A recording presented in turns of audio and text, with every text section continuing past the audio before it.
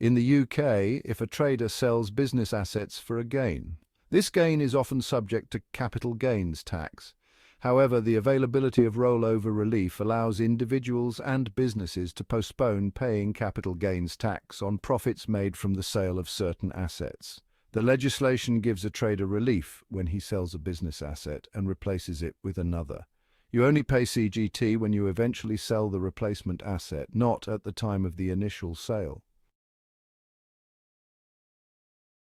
To qualify for business asset rollover relief, you must buy the new assets within 3 years of selling or disposing of the old ones, or up to 1 year before. Your business must be trading when you sell the old assets and buy the new ones.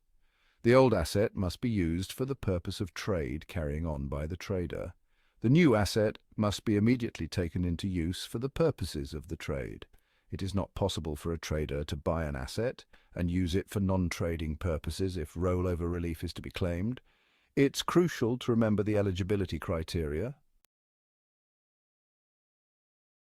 A practical example of rollover relief. Imagine a trader, John, using a building for his trade. He sells the building for £300,000 with a gain of £100,000 before any relief. If he reinvests the entire proceed in replacement asset, he can defer the entire gain. Now assume John only reinvested £250,000.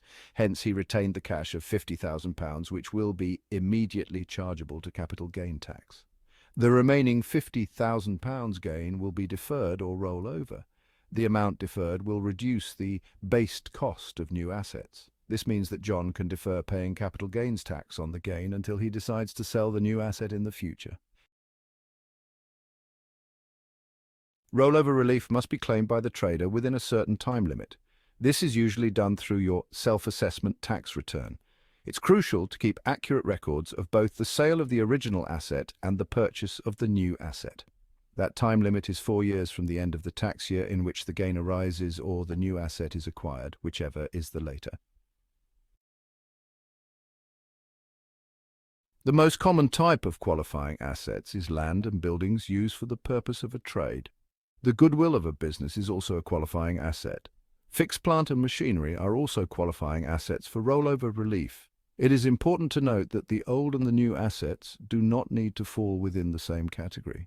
If a trader makes a gain on the sale of a building, he will obtain rollover relief if he purchases either another building or any of the other qualifying assets. I have added additional slides for illustration.